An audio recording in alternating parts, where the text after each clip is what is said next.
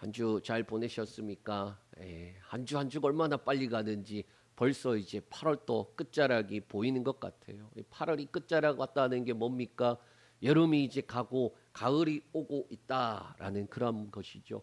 우리가 여름이 시작되면서 말씀을 하나 보고 있죠. 역대하에 있는 말씀입니다. 왕들에 대한 내용들이고 8주간에 이제 걸쳐서 우리가 말씀 볼 겁니다 했는데 벌써 몇 주 차입니까? 7주 차예요. 제가 이 시간들이 가는 것을 보면서 올해 왜 이렇게 빨리 가나? 날은 엄청나게 뜨거워서 이게 아직도 이렇게 한 여름 속인가 하다가도 아침 저녁으로 그 간간히 묻어 나오는 게 뭡니까? 가을에 이 바람이 살짝 묻어 나오는 게 이제 시간이 가는구나 그런 생각이 듭니다. 여러분 말씀을 우리가 시리즈로 볼 때에 좋은 점이 있어요. 뭐냐? 반복되는 내용들이 있어요. 이 반복되는 내용들을 우리가 들으면은 그거 아는데 그렇게 대할 때가 참 많지만은 이 반복되어져서 나오는 내용이 뭐냐? 중요하니까 반복을 하는 거예요. 그리고 왜 반복해서 가르치느냐? 안 되니까 반복해서 하는 거예요, 사실은. 그런데 우리는 듣고 익숙하면 어떻게 되나요? 알고 있다라고 그렇게 생각을 해요. 이 역대하의 왕들을 통해서 우리가 보면 어떠했습니까? 여러 왕들이 있었어요. 그 왕들 중에는 어떤 왕이 있느냐? 그의 아버지가 또 그 아들처럼, 그러니까 그 아버지의 그 아들이다 그렇게 말하는 그런 왕들도 있었고, 그러니까 아버지가 올바르게 행하니까 아들 왕도 올바르게 따라가는. 그리고 또 반대로 아버지는 엉망진창인데 아들이 또 하나님 앞에 올바르게 가는 그런 왕도 있고, 반대로 아버지는 올바르게 그렇게 행하였지만 아들이 엉망진창인 경우도, 그런 경우들도 있어요. 또 시작에는 잘하다가 마지막이 좋지 못한 왕들도 더러 있었습니다. 또 반대로 시작은 별로였는데 또 마지막도 별로인 왕도 있고, 그런 왕도 있고. 사실 우리가 아몬이라는 왕, 이 바로 다음에 나오는 왕을 다루진 않을 거예요. 왜? 그는 하나님 앞에 여전히 악을 행하다가 죽임을 당해요. 신하들에 의해서 죽임을 당해요. 그러니까 비참한 왕도 있고 여러 가지 왕들이 있는데, 정말 이해가 되지 않았던 왕이 누구였느냐? 바로 지난주에 다루었던 히스기야 왕이었어요. 이 히스기야가 어떤 왕입니까? 다윗의 길로 행하였다라고 할 만큼 하나님 앞에서의 예배나 모습이 올바랐고, 또 동시에 솔로몬의 영광, 이 솔로몬이 가지고 있었던 부와 권세와 그리고 권력들을 동시에 가진 사람이라고 그렇게 표현될 만큼 히스기야가 그런 사람이었어요. 그런데 어떠한 일이 있었느냐? 병이 나서 하나님 앞에, 하나님, 내가 하나님 앞에 어떻게 행하였는지 하나님 기억해 주셔서 고쳐달라고 하는 거예요. 그랬더니 하나님이 어떻게 해주시느냐? 고쳐주시는데, 자, 3일 만에 네가 성전에서 예배하게 될 거다라는 그 말에 히스기야가 뭐라고 말하냐? 하나님, 내가 무엇을 가지고 그 증거를 얻겠습니까? 라고 하니까 하나님이, 자, 그러면 해를 10도나 뒤로 밀어줄게. 그러니까 시간을 어떻게 하느냐? 과거로 돌려주겠다라는 의미예요. 이해가 되실까요? 아직까지도 타임머신이 이렇게 공상과학에서 나오지만은 미래로 가는 건 가능하대요. 근데 그 미래가 너무 미미해. 우리가 순간이라서 느끼지 못하지만 미래로 가는 건 가능하지만은 사실 과거로 돌이키는 건 불가능하다는 거예요. 그런데 하나님이 해를 10도나 뒤로 다시 밀어주는 건 과거로 보내버리는 거거든요. 자, 그러한 이적을 봤는데 히스기야가 어떻게 하느냐? 이적을 보고도 하나님 앞에 감사하지 않았다는 거예요. 이게 뭔가 문제가 생기기 시작하는 거예요. 여러분, 우리가 신앙생활 하면서 뭘 제일 먼저 봐야 되느냐? 입에서 뭐가 나오느냐가 그 사람의 상태인 거예요. 입에서 감사가 나오고 찬양이 나오고 기도가 나오면은 물어보다 마나 신앙생활 잘하고 있는 거예요. 그런데 입에서 조금씩 불평이 나오고, 입에서 조금씩 이제 짜증이 나오고, 그럼 뭡니까? 저 사람이 지금 몸은 멀쩡하지만은 신앙 상태, 영적인 상태가 지금 아픈 상태구나라는 거예요. 지금 히스기야가 죽다가 살았잖아요. 그런데 하나님 앞에 감사하지 않아요. 그러니까 히스기야는 이미 그때 죽었으면 딱 좋았을 텐데, 그런데 하나님께서 그런 놀라운 이적으로 살려주셨으면은 새로운 삶을 얻었다라는 감사, 그리고 해가 어떻게 10도나 뒤로 미뤄지는가, 나를 위해서 전 우주를 움직이는 하나님께 감사해야 될 텐데 그는 감사하지 않아요. 그리고 난 다음에 어떻게 하느냐, 하나님이 그를 테스트하시는 거예요. 테스트하는 이유는 딱 한 가지입니다. 뭐냐, 다윗의 길을 행하는 자, 솔로몬의 영광을 가진 자, 그가 다윗과 솔로몬의 그 위치까지 올라갈 만한 인물인가 아닌가. 이 테스트를 통과하면은 다윗과 솔로몬과 나란히 어깨를 하는 왕이 되는데 테스트를 통과 못해요. 하나님을 끝에 의지하지 않는 모습이에요. 자기가 이적으로 살았지만은 바벨론의 신하들이 왔을 때에 사신들이 오거든요. 우리랑 동맹하자 이렇게 오는데 자기의 재산과 자기가 가지고 있는 부와 자기가 가지고 있는 모든 것들을 다 보여줘요. 이거 누가 했다는 거예요? 내가 했다는 거예요. 하나님이 이렇게 해주셨다는 고백이 아니라 내가 했다는 고백을 하는 거예요. 결국 그는 그 테스트를 통과하지 못해요. 제가 볼 때는 너무 안타까운 거예요. 아니, 하나님이 보시기에 정말로 이 정도 인물이구나, 이제 테스트만 통과하면 돼 라는 그 정도 사람이었는데 테스트를 통과 못해. 안타까운 일인 거예요. 자, 그런데 우리의 삶도 어떡한가. 결과적으로 보면은 아무리 왕들을 통하여서 잘 하다가 이 순간의 잘함보다 중요한 게 뭘 배우느냐, 인생에 있어서 결론적으로 하나님 앞에 평가구나. 순간은 다 잘할 수 있어. 일정 기간은 다 잘할 수 있어. 그런데 인생에 통틀어서 하나님 앞에 설 때까지 잘하는 사람이 잘 없구나라는 거예요. 우리가 말씀을 통하여서 배워야 되는 것입니다. 우리의 삶도 순간이라는 인생을 통하여 하나님께 평가를 받는다고 할 때에, 이 순간이 아닌 인생 전체를 통하여 평가받는다고 할 때에 지금 내가 좀 부족하면은 어떻게 말할 수 있느냐, 지금은 부족하지만은 하나님이 나의 인생을 통하여 온전한 자로 만들어 가실 거야. 그런 소망이 생겨요. 또 지금 내가 순간 잘 나가고 있다고 생각되더라도 어떻게 됩니까? 하나님 앞에 서는 그날까지 내가 온전한 모습으로 서야지, 그러한 겸손을 가지게 되는 거예요. 자, 그러한 의미에서 오늘 말씀 볼 이 왕은 누구냐?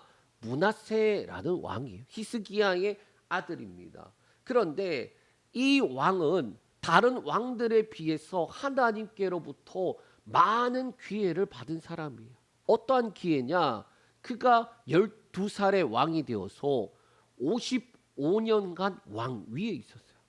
남유다에서 최고로 긴 왕. 그러니까 잘 생각해 보면 우리의 인생이라는 시간도 다 달라요. 태어나는 건 순서가 있는데 갈 때는 순서가 없다잖아요. 어떤 사람은 인생을 길게 부여받아서, 제가 오늘인가 어제 뉴스에 보니까 114살 사신 분이 계시더라고요. 장수하신 분. 그분은 그러한 인생 시간을 통하여서 하나님께 뭘 기회받은 거예요? 하나님께 기회라는 걸 부여받은 거예요. 우리의 인생도 마찬가지예요.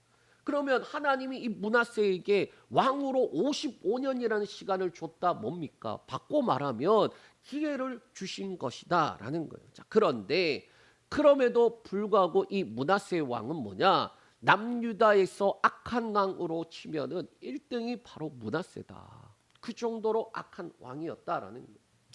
자, 말씀을 준비할 때 제가 뭐가 떠올랐냐? 노아에 보면은 어떤 일이 있냐면은 바로 그 위에 올라간 무드셀라가 나와요. 무드셀라가 어떤 사람이냐? 세상에서 제일 오래 산 사람.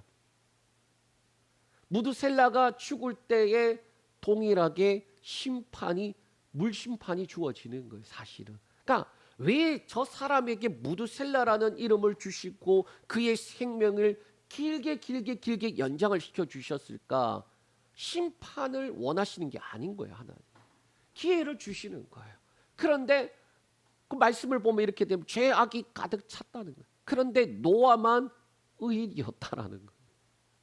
세상에 죄악이 가득 찬 그때까지 하나님이 기다리셨던 거예요. 기회를 주시는 거예요. 므낫세도 마찬가지인 거예요. 하나님이 그의 긴 인생을 주시면서 뭐 하느냐? 기회를 주셨다. 오늘 같이 말씀을 살펴볼 텐데, 도대체 므낫세가 어떤 왕이었길래 최고로 악한 왕이라고 할까? 33장 1에서 9절에 보면 그 내용이 나와요. 첫 번째는 뭐냐? 바깥에서부터 시작해서 안으로 그 죄가 들어오게 한 사람이에요. 우리 3절에서 5절 말씀 읽겠습니다. 자, 시작. 그의 아버지 히스기야가 헐어버린 산당을 다시 세우며 바알들을 위하여 제단을 쌓으며 아세라 목상을 만들며 하늘의 모든 1월 성신을 경배하며 섬기며 여호와께서 전에 이르시기를 내가 내 이름을 예루살렘에 영원히 두리라 하신 여호와의 전에 제단을 쌓고 또 여호와의 전 두 마당에 하늘의 1월 성신을 위하여 제단을 쌓고. 이게 지금 뭔 말이냐? 히스기야가 다 없애버린 걸 므낫세가 다시 쌓아버려요. 산당을 헐어버렸는데 산당을 쌓아버려요. 산당을 왜 헐어야 되느냐? 예루살렘에 뭐가 있습니까? 성전이 있어요. 그 성전에 모여서 예배해야 되는데 산당을 만들어서 흩어지게 만드는 거예요. 그럼 그 산당이 어떻게 되느냐? 하나님 앞에 예배하는 산당이 아니라 결국에는 우상을 섬기는 것으로 변질되어 버리기 때문이에요. 그래서 바알과 아세라상 1월 성신으로 이어지는데, 이게 문제는 뭐냐? 자, 산당이 어디 있겠습니까? 산에 있죠. 외진 곳에 있어요. 자, 왜 그러면 그곳에 있을까? 하늘과 가까운 곳이라는 거예요. 이해가 되실까요? 하늘과 가까운 곳에 가서 뭐 하는 겁니까? 신들에게 예배한다는 뜻이에요. 자, 그런데 하나님께 예배하던 산당이 바알과 아세라 그리고 1월 성신, 그것을 섬기는 것으로 변질돼 버려요. 그런데 이게 어디로 들어오냐? 사람들 지붕과 마당으로 들어와요. 그러니까 외부에 있던 것이 변질되는데 이게 또 내부로 들어와서 사람들 지붕에, 그 다음에 뜰에 이것이 생기면서 우상을 숭배하는 것으로 바뀌어요. 그러니까 사람들의 삶의 양식 속에 들어왔다가 더 나아가 이게 어디로 들어가느냐? 성전으로까지 들어가요.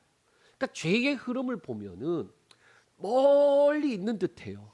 그런데 멀리 뭐가 하나 잘못 생기니까 그게 확산이 되는데 내부를 넘어서서 성전까지 침투를 해버리더라라는 거예요. 그러니까 우리가 죄에 대해서 너무 쉽게 생각하면 안 된다.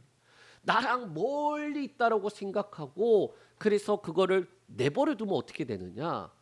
마치 불이 붙어갖고 성냥개비 하나의 불이 집을 홀라당 다 태워먹는 것처럼 그 정도의 위력이 있는 게 바로 죄다. 이 므낫세는 그것을 허용을 한 거예요.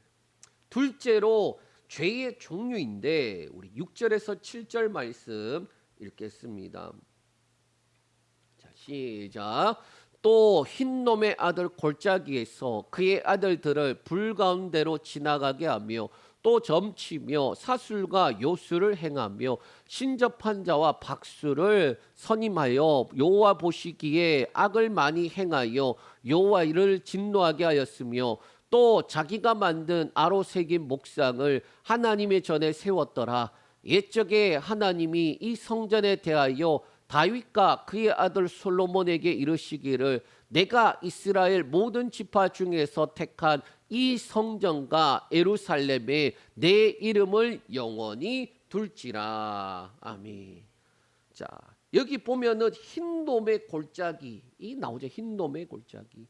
거기에서 아들들을 뭐 했다는 거예요? 불사르는데 내어줬다라고 말하는 거예요. 자, 요거 우리가 사실 최근에 본 내용 중에 하나예요. 요 므낫세 말고 또 어떤 왕이 이 짓을 했어요. 누구냐? 아하스라는 왕이에요. 므낫세의 할아버지. 므낫세의 할아버지가 그 짓을 했는데 지금 히스기야 때 정신 좀 차린 것 같았더니 므낫세 때 손자 때 또 이러한 일이 일어난 거예요. 그래서 자세히 말씀을 제가 비교해 보니까 아하스 왕 때에는 그렇게 악을 행하였지만 하나님의 말씀에 그 말씀에 보면 므낫세보다 극명하게 다른 것이 이 아하스에 대해서는 다윗의 길로 행하지 않았다. 그리고 하나님 앞에 그렇게 잘못되게 행동을 했다라는 내용은 있지만은 악을 행하였다까지는 안 가요. 그러니까 우리가 볼 때는 아하스도 충격받을 정도인데, 그런데 아하스에 대한 말씀을 살펴보면 악을 행했다라는 내용이 없어요. 그러니까 하나님 앞에서 분명히 잘못은 잘못인데 그 수준이 악을 행한 수준까지는 아닌 거야. 그런데 므낫세는 악을 행하였다는 소리가 몇 번이나 나와요. 시작부터 다윗과 같지 않고 여호와 보시기에 정직하지 행하지 않고, 이게 아하스거든요. 근데 므낫세는 여호와 앞에 악을 행하였다라고 바로 나와버려요. 2절에 바로 나와버려요. 그래서 6절에 보면 이렇게 됩니다. 여호와 보시기에 악을 많이 행하여 여호와를 진노하게 하였으며 라는 거예요. 그러니까 이제까지 왕 중에 이렇게 악한 왕이 없었어요. 하나님이 참다가 진노하게끔 할 정도로 악한 왕이었다. 그러면 도대체 어떠한 종류의 악을 저질렀길래 그러냐?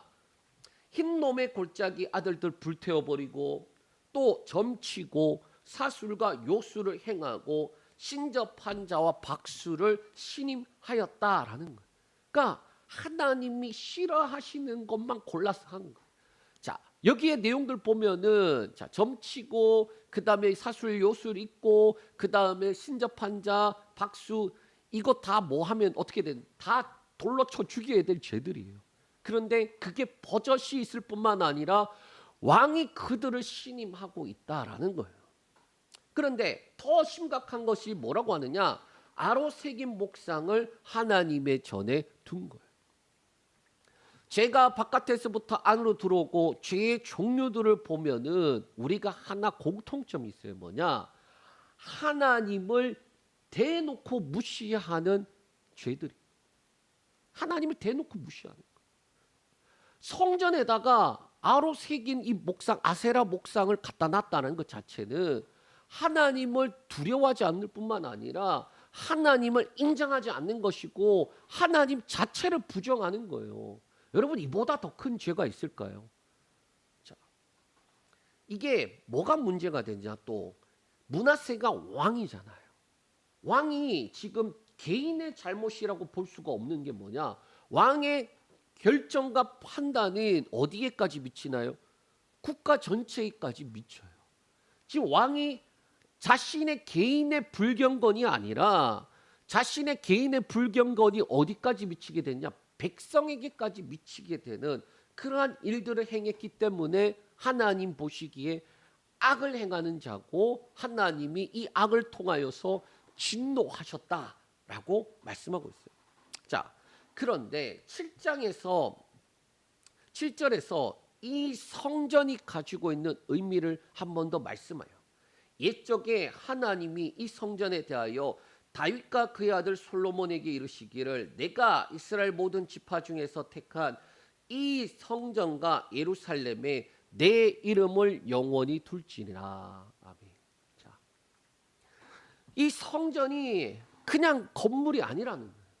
뭐가 있는 거예요? 약속과 하나님의 이름이 있는 곳이다라는 거예요. 하나님의 이름이 있다라는 말이 하나님이 계시다라는 의미예요.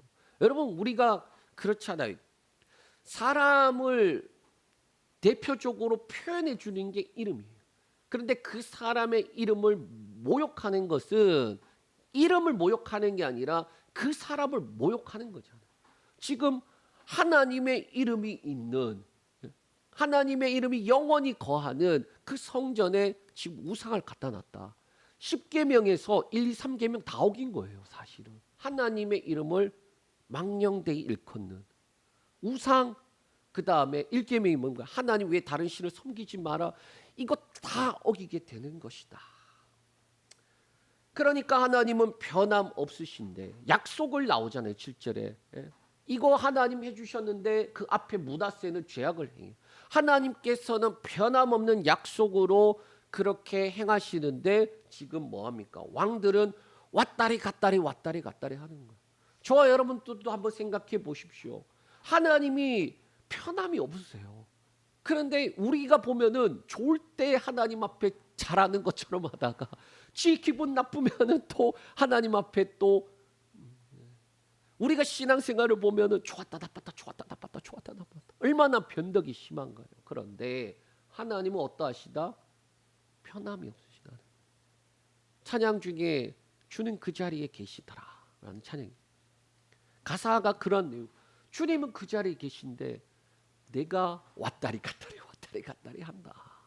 지금 이 7절의 말씀은 계속해서 뭐 하느냐? 하나님은 변함이 없으신데 지금 므낫세는 저 멀리 끝까지 가 있다. 죄악을 채우고 있다. 그 이야기를 하고 있는 거예요. 그러고 난 다음에 셋째로 뭐냐? 죄의 정도예요. 죄의 정도. 자, 죄의 강도를 의미합니다. 8절에서 9절 말씀 읽겠습니다. 만일 이스라엘 사람이 내가 명령한 일을 곧 모세를 통하여 전한 모든 율법과 율례와 규례를 지켜 행하면 내가 그들의 발로 다시는 그의 조상들에게 정하여 준 땅에서 옮기지 않게 하리라 하셨으나 유다와 예루살렘 주민이 므낫세의 게임을 받고 악을 행한 것이 여호와께서 이스라엘 자손 앞에서 멸하신 모든 나라보다 더욱 심하였더라. 자, 이 죄의 정도가 얼마나 심하냐? 9절에 여호와께서 이스라엘 자손 앞에서 멸하신 모든 나라들보다 심하였다라는 거예요. 그러니까 왜 하나님이 그들을 멸했습니까? 가나안 족속만 보도 알 수 있거든요. 하나님께서 아브라함에게 약속을 하셨어요. 그 땅을 주겠다고. 그런데 왜 그 아브라함에게 약속과 동시에 너희 자손은 애굽에서 3, 4대 만에 다시 올 거다. 그 이유가 뭐냐면은 가나안의 죄악이 있기 때문이에요. 가나안의 그 죄악이 차지 않아서 다 찰 때까지 기다렸다가 그 죄악이 차면 어떻게 되냐? 심판하고 내쫓아 버리고 너희로 그 땅에 심겠다라는 의미예요. 그게 말씀에 보면 그렇게 되어 있거든요. 자, 그런데 지금 이 므낫세가 하는 행동이 뭐냐? 하나님께서 그냥 다윗과 솔로몬과 한 약속 말고 그 언약 말고 그보다 훨씬 더 앞에 있는 출애굽할 때까지 가는 거예요. 모세와 언약했던 것까지 가는 거예요. 그러니까 지금 이 근간이 흔들 정도로 지금 므낫세가 죄의 정도가 컸다라는 거예요.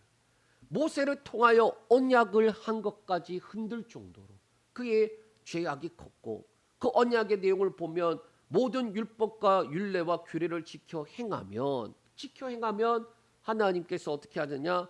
하나님께서 주신 땅에서 쫓겨나지 않는다라는 거예요.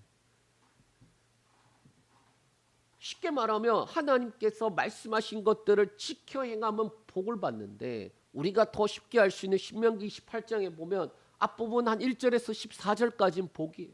그 복을 보면은 와 엄청나다. 그런데 거기 조건은 딱 한 가지예요. 하나님 말씀을 지켜 행하면. 그런데 나머지 한 3배 정도 되는 분량으로 지켜 행하지 않으면 이 저주가 임하는데 와 읽다가 끔찍해요. 예? 사람들이 뒤를 안 봐. 복만 보거든요. 그런데 뒤에 보면은 한 3배나 더 길단 말이에요. 그 내용을 보면 충격을 받는데 그걸 봤으면 사람들이 하나님 말씀을 떠날까? 그런 생각이 드는 거예요. 자, 지금 또 동일하게 그 내용인 거예요. 지켜 행하면은 너희가 있는 그 발을 너희가 지금 서 있는 그 땅에서 절대 옮겨지지 않을 텐데. 근데 그 말은 지켜 행하지 않으면 너희가 뿌리가 뽑혀서 지금 다른 데 던져진다. 그 의미인 거예요. 약속이 통째로 흔들릴 정도의 죄의 수준을 가진 므낫세. 그가 지었을 뿐만 아니라 그로 말미암아 유다와 예루살렘 주민이 므낫세의 게임을 받고 악을 행하였다라는 거예요. 결국 이 므낫세가 행한 악은 외부에서 내부로 들어오고 또 여호와 보시기에 악을 행할 뿐만 아니라 악이 너무나도 많아서 여호와의 진노를 가져왔고 그리고 그 죄의 정도는 이스라엘을 위하여 멸하신 나라들 그들이 지은 죄보다 더 많았다라는 거예요. 자, 그러면 이 정도의 죄악이고 이 정도의 죄를 차였고 하나님의 진노와 그리고 이 언약을 송두리째 흔들 정도의 모습이면 우리 생각은 어떨까요? 그냥 쓸어버려도 하나님이 도저히 못하겠는데 그러고 이제 쓸어버려도 누가 뭐라 할 사람이 있을까요? 그냥 므낫세 저거 까불더니 저렇게 될 줄 알았어 그렇게 이야기하지 하나님 그래도 너무하신 거 아니 그럴 말 할 수 없잖아요. 그렇지 않습니까? 그런데 하나님 어떻게 하느냐 10절에서 11절 말씀 우리 보겠습니다. 10절에 11절 여호와께서 므낫세와 그의 백성에게 이르셨으나 그들이 듣지 아니하므로 여호와께서 아수르 왕의 군대 지휘관들이 와서 치게 하심에 그들이 므낫세를 사로잡고 쇠사슬로 결박하여 바벨론으로 끌고 간지라. 10절에 뭐가 있어요? 경고가 있어요. 어떤 경고입니까? 너 지금 심해. 너 그러다 혼난다.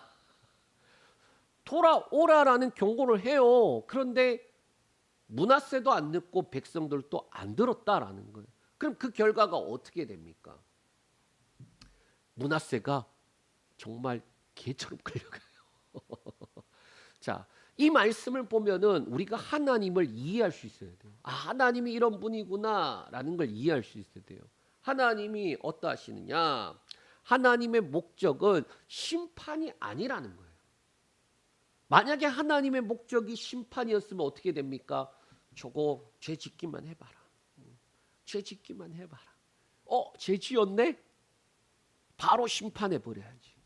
이게 뭐냐? 심판의 목적이었으면 그렇게 되는 거예요. 그런데 하나님은 어떻게 합니까? 심판의 목적이 아닌 거예요. 그러니까 저러면 안 되는데 저러면 안 되는데 한번 이야기해야 되겠는데 그러고 이제 너 그러면 안 돼. 그러니까 안 들어요. 그러니까 어쩔 수 없다. 야, 더 망가지기 전에 인생 막대기와 사람 채찍으로 조금 맞아야 되겠어. 그래서 므낫세가 어떻게 됩니까? 끌려가요. 이게 우리가 말씀을 통해서 그냥 여러 왕들을 볼 때에 망하는 왕들의 특징은 듣지 않아요. 하나님의 말씀을 듣지 않아요. 그런데 망하는 길로 가다가 회복하는 왕들을 보면 어떻게 되느냐? 들어요. 경고할 때 들어요. 자식들을 이렇게 자녀들을 키워보면 다 다르잖아요. 근데 어떤 이제 아이는 자기가 끝까지 잘못했다고 이야기 안 하는 아이가 있어요. 자존심이 조금 강하거나 자기 주장이 좀 강한 친구들은 너 이거 잘못했지 그런데도 자기 잘못한 거 알아요. 근데도 잘못했다고 안 해요. 막 이러고 있어요. 그럼 어떻게 되느냐? 맞아요. 자, 그런데 또 어떤 아이가 있느냐? 너 이거 잘못했지 그러면은 어떻게 저거 이렇게 되게 아시죠? 그런 아이들은 그래 다음에 그러지 마 이렇게 되는 거예요. 그러니까 들으니까 안 들으면 맞는 거야. 어쩔 수 없이. 자, 그래서 어떻게 맞느냐? 11절에 아수르 왕의 군대 지휘관들이 와서 치게 하고 그 결과 므낫세가 사로잡히고 쇠사슬에 끌려서 가는데 요 장면이 얼마나 비참한지 사로잡다라는 이 단어가 가시, 갈고리 이런 뜻을 가지고 있어요. 그러니까 원래 원어로 보면 이게 사로잡다라는 말보다는 걸어서 끌고 가다라는 의미가 더 강한 거예요. 그러면 이게 어떻게 끌고 갔느냐? 코하고 입에다가 구멍을 뚫어갖고 사슬을 깨어서 끌고 가는 거예요. 이게 그러면 성경 안에 나옵니다. 이러한 내용이. 어떤 내용이냐? 이사야서에 한번 나오더라고요. 37장 29절 말씀 우리 한번 보겠습니다. 자, 읽습니다. 네가 나를 거슬러 분노함과 내 오만함이 내 귀에 들렸으므로 내가 갈고리로 네 코를 깨어 재갈을 네 입에 물려 너를 오던 길로 돌아가게 하리라 하셨나이다. 자, 비슷하죠, 말씀이. 근데 물론 내용은 다릅니다. 이사야가 히스기야 때 같이 있었거든요. 그때 누가 왔느냐? 아수르 왕 사네립이 와서 하나님의 이름을 모독해요. 그러니까 이사야가 이 말씀을 한 거예요. 너 하나님이 이렇게 말씀하셨어. 너 그렇게 하나님 이름 모독했지. 너 돌아갈 때에 비참하게 돌아갈 거야. 그래서 어떻게 됐냐? 그의 군대가 하루아침에 전멸하고 진짜 불쌍하게 돌아가서 거기서 죽게 돼요. 그 내용이에요, 사실은. 자, 그런데 내용에 보니까 내가 갈고리로 네 코를 깨고 재갈을 입에 물려갖고 너를 오던 길로 돌아가리라. 이러한 일들이 수치스러운 일이면서 왕이 어떻게 되느냐? 순식간에 왕에서 어디까지 떨어지게 만드는, 노예까지 떨어지게 만드는 거예요. 그러니까 왕이었는데 순식간에 노예처럼 떨어지는 내용이에요. 므낫세가 지금 이러한 상황으로 아수르에 의해 아수르 안에 있는 바벨론이라는 곳에 가게 됩니다. 어떻게 보면 모든 것이 끝났다라고 생각이 들어요. 자, 그런데 제가 말씀을 보면서 와, 저 정도면 끝난 거 아닌가? 왕이 진짜 제가 설교하면서 이거 저 표현이 좀 그럴 수 있겠지만 진짜 개처럼 끌려갔어. 아무 저항도 못하고 끌려간 거잖아요. 왕이었는데 노예처럼 끌려간 거예요. 그러면 그의 인생은 끝났다라고 봐도 무방하잖아요. 그런데 어떻게 되느냐? 사람이 그 정도 되니까 아무리 므낫세라도 하나님 앞에 엎드리더라라는 거예요. 우리 12절에서 13절 말씀 읽겠습니다. 자, 12절에 13절. 그가 환난을 당하여 그의 하나님 여호와께 간구하고 그의 조상들의 하나님 앞에 크게 겸손하여 기도하였으므로 하나님이 그의 기도를 받으시며 그의 간구를 들으시사 그가 예루살렘에 돌아와서 다시 왕위에 앉게 하심에 므낫세가 그제서야 여호와께서 하나님이신 줄 알았더라. 아멘. 므낫세가 어떻게 합니까? 환난을 당하니까 하나님 앞에 엎드리더라라는 거예요. 자, 그게 환난이 역대급 환난이에요. 이제까지 볼 수 없었던 환난. 우리 왕들 보면서 이 정도 환난이 있었나요? 아니, 없었어요. 이 정도는 있었지. 어떤 왕이 있었느냐? 자기 말고 자기 백성들이 포로로 끌려갔어요. 그런 경우는 있었어요. 그리고 난 다음에 북이스라엘과 아람이 그러더니 이제는 밑에서 막 연합해서 오고, 그러니까 사방에서 다 치는 경우는 있었지만 왕 자신이 이렇게 끌려가는 경우가 없었단 말이에요. 그러니까 최고의 모습이죠. 개처럼 끌려갔는데 12절에 환난을 당하였는데 그 환난을 온몸으로 경험하니까 므낫세가 그의 하나님 여호와께 간구하고 그의 조상들의 하나님 앞에 크게 겸손하여 라고 말씀하고 있어요. 여기서 간구하다라는 단어는 이게 관용구, 간구하다라는 의미로 썼지만은 실질적으로는 평소에는 이런 의미로 쓰이는 거예요. 뭔 말인지 아시죠? 그러니까 단어가 가지고 있는 그 단어 표면적인 게 아니라 숨어 있는 내용이 뭐냐? 하나님 앞에 얼굴을 부드럽게 하다 또는 은혜를 간청하다는 거예요. 그러니까 표현을 하면 이런 거예요. 간구하다는 게 이제 말은 간구하다 썼지만 실제로의 므낫세의 모습은 하나님 앞에 하나님 불쌍해 주시지 않네요.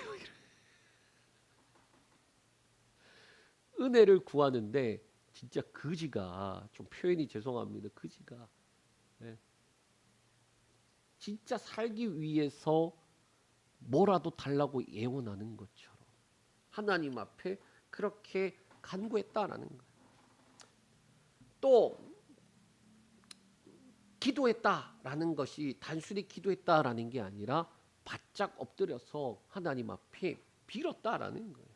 또 크게 겸손하여라는 단어는 역대기 안에서 자주 나오는 단어 중에 하나인데 거기에 강조되는 게 뭐냐? 겸손하여라는 이 겸비했다, 겸손했다라는 게 하나님 앞에 어떻게 보면은 엎드렸다라는 뜻이기도 하고 하나님 앞에 돌이켰다라는 뜻이기도 한데 거기에 뭐가 붙었습니까? 크게라는 단어가 붙어요. 그러니까 그가 한번 진짜 비 오는 날 먼지 나도록 맞아보고 개처럼 한번 끌려가 보니까 뭘 깨닫느냐? 아, 이렇게 살면 안 되겠구나. 온몸으로 경험하고 하나님 앞에 엎드려요. 자기 권리를 의지적으로 내려놓고 하나님 앞에 복종하겠다라는 거예요. 그리고 므낫세가 기도하는 하나님을 어떻게 표현했냐? 그의 하나님, 이제는 나의 하나님, 또 나의 조상들의 하나님이라고 고백하기 시작했다라는 거예요. 므낫세의 죄악은 단순히 우상을 만들고 떠났다라기보다 내가 만든 신, 내가 원하는 신, 그 신이 있었는데 하나님은 그런 신하고 가깝지 않거든요. 자꾸 뭐 하라. 내가 원하는 신은 나한테 부여를 주고 풍요를 주고 권력을 주고 그런 게 신이지. 근데 하나님이라는 신은 그런 신이 아니란 말이에요. 자꾸 이거 해라 저거 해라 한단 말이야. 그래 또 하나님을 떠났는데 내가 원하는 신을 위해서 떠났는데 이제는 하나님 앞에 온전히 돌이켜서 나의 하나님이시고 내 조상들의 하나님이다. 그렇게 바뀌게 되었다라는. 그랬더니 하나님께서 13절에 기도를 받으시고 간구를 들으셔서 예루살렘으로 다시 돌아오게 하고 왕에 다시 세우셨다라고 말씀하고 있어요. 그리고 난 다음에 그제서야 므낫세가 여호와가 하나님인 줄 이제야 알았습니다. 근데 대가가 너무 커요. 너무 커. 자, 여러분들에게 만약에 맞고 하나님을 인정할래, 맞기 전에 인정할래라고 한다면은 당연히 지혜로운 자는 어떤 사예요? 맞기 전에 하나님 앞에 엎드려야지. 그런데 사람이 미련한 게 맞는 것을 넘어서서 죽기 직전에 가야지 그제서야 돌이키는 사람들도 있고 아닌 사람들도 있더라는 거예요. 그만큼 사람이 완악하다라는 거예요. 이전에 아하스라는 왕, 이 할아버지 왕 어땠느냐? 역대하 28장 22절을 한번 볼게요.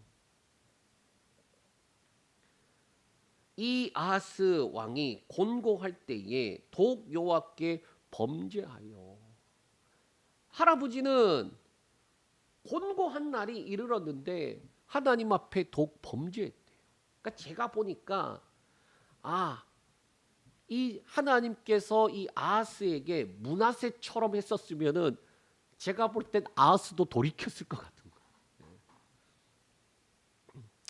자, 므낫세처럼 아하스에게 코와 입을 이렇게 쇠사슬 걸어갖고 개처럼 한번 끌려갔다 오면은 그의 삶이 바뀌었을 텐데. 므낫세가 악한 왕이지만 그만큼 하나님께서 강하게 치셨어요. 므낫세처럼 포로로 끌려갔다가 다시 돌아온 왕이 없어요. 끌려갔다가 대부분 거기서 죽었어요. 그런데 문제는 이게 은혜의 끝물인 동시에 그 다음부터는 가차 없이 끝나버리는 것으로 가고 있어요. 그러니까 므낫세가 어떻게 보면은 기점이 되어서 이제는 피할 수 없는 심판으로 달려가기 시작하는 거예요. 요아스라는 왕은 애굽에 끌려가서 거기서 죽고, 요야김은 느부갓네살을 결박해서 데려갔는지 아니면 예루살렘에 죽었는지, 그러니까 왕으로서 뭐 아무것도 못 해먹고 죽고, 또 요야기는 바벨론에 유배 가서 37년이 지나서야 사면과 우대를 받았지만은 복귀는 못해요. 돌아오지 못했어요. 또 남유다의 마지막 왕 시드기야는 눈이 뽑히고 사슬에 묶여서 바벨론에 끌려가서 거기서 죽었어요.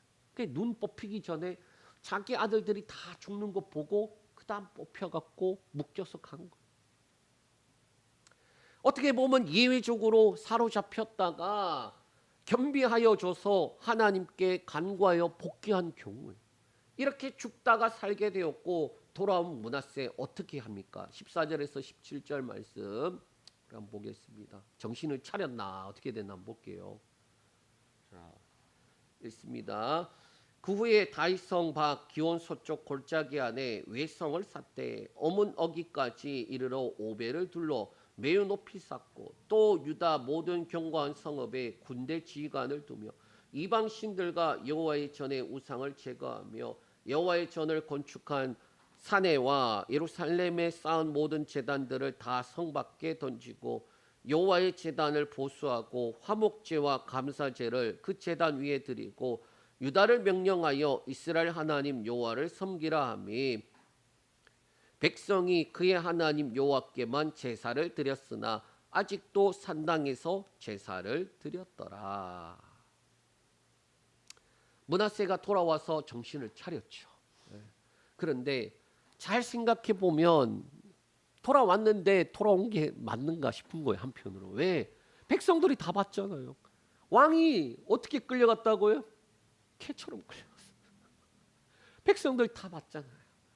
돌아왔어요. 그러면 그게 회복이 될까? 하나님께서 그런데 회복해 하니까 첫 번째로 안팎으로 튼튼하게 세워져 가게 하시는 거예요. 14절에 보면 성과 저녁에 다시 하나님께서 세워주심이 나오는데 14절에 나오는 말이 뭔 말이냐면 다윗 성밖 기원 서쪽 골짜기에 외성을 쌓았다. 이쪽이 가장 취약한 지역이었대요. 이 취약한 지역으로부터 어문이 북쪽문이거든요.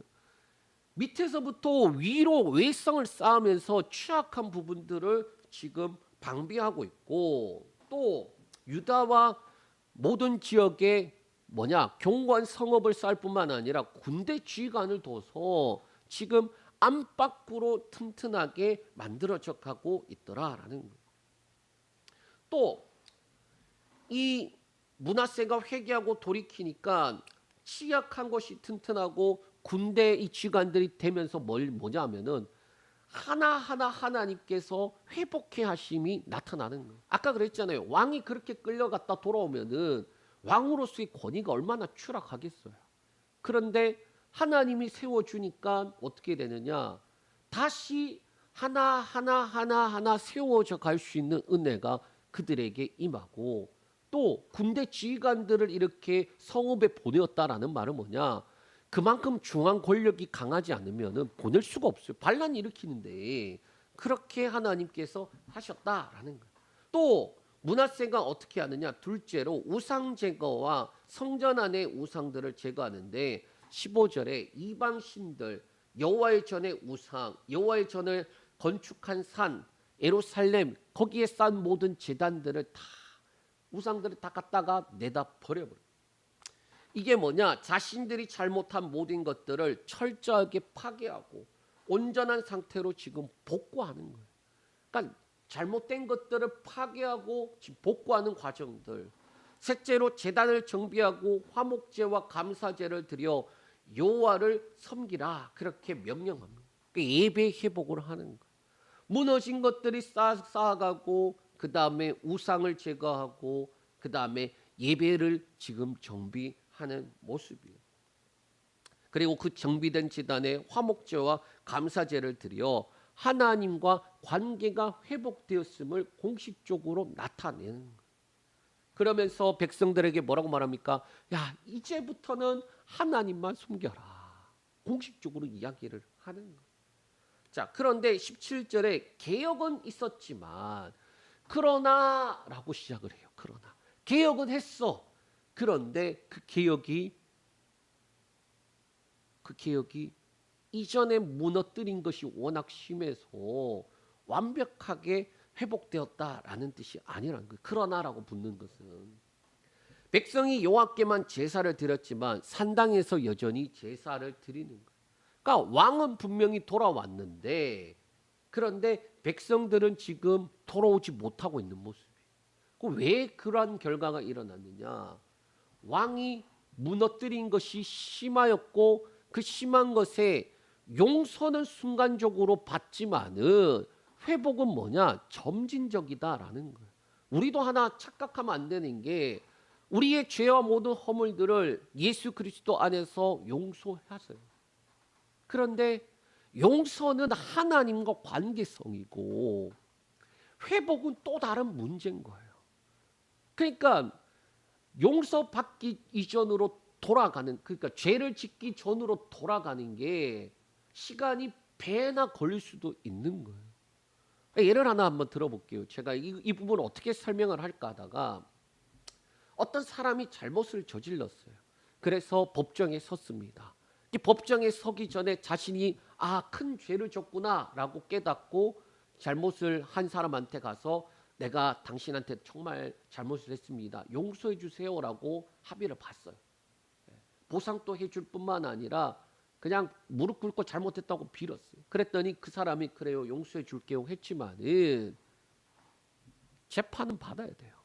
어떤 거는 뭐 물론 이제 어떤 거냐 따라서 그게 이제 없어지는 경우도 있지만은 형사로 무조건 가는 범죄들이 있단 말이에요. 그러면 그 피해자가 용서해 줬는데요라고 해도 뭐 합니까? 법으로는 다 받아야 돼요. 그 처벌을. 지금 뭐냐? 므낫세가 하나님 앞에 돌이켰어요. 그러나 하나님과 관계성은 회복이 되었지만 뭡니까? 지금 무너졌던 것들을 회복하는데 아직도 한참 멀었다라는 걸 보여주는 거예요. 그러니까 우리한테 말씀하는 내용들을 자세히 보면은 결국에는 죄의 문제를 가볍게 두면 안 된다라는 거예요. 이 죄의 문제는 하나님 앞에 용서를 구하고 회개를 받겠지만은 그러나 회복하는 데 시간이 참 오래 걸린다라는 거예요. 이거를 기억을 해야 된다라는 겁니다. 용서는 한순간이지만 회복은 오랜 과정인 거예요. 회복은 점진적인 거예요. 하나님께 용서를 받았다고 끝이 아니라 회복되는 과정을 거쳐야 되는 거예요. 그런데 그 과정이 상당히 쉽지 않아요. 또 심지어는 그 과정이 온전히 회복되어졌다고 볼 수 없어요. 예를 들면 아주 멋있는 도자기인데 깨어졌어요. 그래서 어떻게 하느냐? 붙였어요. 일본에 가면은 그 복원을 하는 기술이 있는데 너무 깜짝같이 복원을 한대요. 그런데 누가 압니까? 깨트린 놈도 알고 있고 깨진 걸 본 주인도 알고 있는 거잖아요. 이거 깨졌고 지금 복원시킨 거다. 티는 안 나도 뭡니까? 온전히 회복됐다고 이전과 같다고 말할 수 있을까요? 아니라는 거예요. 말씀을 정리합니다. 므낫세를 기점으로 막을 수 없는 심판으로 달려가요. 제가 므낫세를 생각하면서 무슨 생각이 들었느냐? 요즘 비 오는 날 먼지 나도록 맞은 므낫세. 제목을 그렇게 줬잖아요. 말씀을 준비하는데 생각을 해보니까 진짜 비 오는 날 먼지 나도록 맞았구만. 정말 개처럼 끌려갔구나. 므낫세 대단하다. 그런 생각이 들었어요. 역대급으로 하나님의 인생 막대기와 그 다음에 사람 채찍으로 또들어 패셨어요. 근데 그만큼 뭐냐? 하나님이 원하시는 건 심판이 아니다라는 거예요. 적당히 어려움이 있으면 자기도 힘들고 같이 있는 백성들도 힘들어요. 아하스 봤잖아요. 하나님 앞에 안 구해요. 그러다가 죽어버려요. 그러면 백성들은 그 고통을 오롯이 받아야 돼요. 한나라 왕이 코에 그리고 입에 고리를 깨어서 끌려갔어요. 왕이었는데 갑자기 신분이 노예로 포로로 끌려갔어요. 목숨도 불확실해요. 끌려간 때 어떤 느낌일까 생각을 해보면은 이제 나는 죽었구나. 그 정도가 되니까 므낫세가 엎드려요. 하나님께서 회복시켜 줍니다. 다시 복귀하였을 때 그의 모습이 어땠을까요? 첫 번째, 감사한 마음도 들지만은 동시에 엄청 쪽팔렸을 거예요. 다 알잖아요. 왕 별거 없네. 저기 맨날 자기 성공하려고 노력하던 저 왕, 권력을 가지겠다고 그렇게 노력하던 저 왕 별거 없네. 다 봤는데 권위가 서겠는가? 사람 앞에 서는 것이 어떻게 보면 왕이지만 티를 안 내서 그렇지 왕이지만 얼마나 쪽팔렸을까? 그런 데 서야 돼. 자, 그때 하나님이 세워주시는 걸 경험하는 거예요. 저와 여러분들이 어떻게 보면 그리스도인으로 이 땅 가운데 살아갈 수 있는 은혜가 뭐냐? 좀 쪽팔리는데 하나님이 세워주시니까 살아가는 거예요. 그렇지 않습니까? 그때 하나님께서 세워주신 은혜로 안팎이 자기가 한 것 이상으로 하나님이 세워주시는 거예요. 또 하나님께서 그렇게 해주시니까 우상들을 다 제거하고 하나님 앞에 예배 제단을 깨끗이 하면서 하나님과 관계성을 올바로 하기 시작하는 거예요. 그리고 백성들 앞에 그제서야 뭐라고 말합니까? 하나님만 섬겨라. 백성들이 그 므낫세를 보면서 뭘 보게 될까요? 아, 하나님만 섬겨야 되는 거구나. 저 악한 왕이었는데 저 사람 입에서 저 말이 나올 줄은. 그럼 우리는 어떻게 해야 될까요? 우리도 버려야 될 것들이 많아요. 우리 안에. 우리의 삶과 가정에 하나님 위해 사랑하는 거. 요즘 젊은 사람들이 참 힘들겠다 싶어요. 뭐냐? 성공하고 싶어요. 부자가 되고 싶어요. 그런데 쉽지 않아요. 제가 보니까 엄청 그렇게 노력하더라고요. 그런데 뜻대로 안 되니까 막 괴로워하더라고요. 성공하고 싶어. 부자가 되고 싶어. 그게 우상이 된 경우들. 또 하나님 말씀에 약속으로 지켜 행하면 복을 주신다라는 것이 있는데, 지켜 행하면 복을 주신다고 약속을 하셨는데, 그런데 그 지켜 행하는 것보다, 쉽게 말하면 하나님 말씀 듣는 것보다 내가 원하는 대로 하고자 하는 욕심이 더 커요. 성경에 보니까 그 하나님 지켜서 이렇게 복 주신다는 내용이 이만큼 돼요. 이것도 줄인 거예요. 신명기하고 내기에서 뽑은 거예요. 잘 안 보이죠? 이 글씨가 작아갖고. 보면은 하나님께서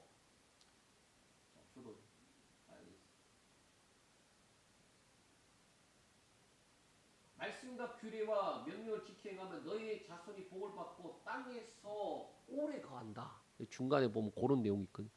그러니까 말씀과 약속만 지키면은 그 땅이 막 소출이 많아지고 땅에서 오래 거하고 평안을 누리고 복을 누린다라는 내용들이 막 수두룩 뻑뻑한데 지켜 행하는 게 싫은 거예요. 하나님 말씀 듣기 싫은 거예요. 그리고 뭡니까? 내가 하려고 하는 거예요. 왜 이것을 내팽겨치고 우상 갖다 놓고 비나이다, 비나이다.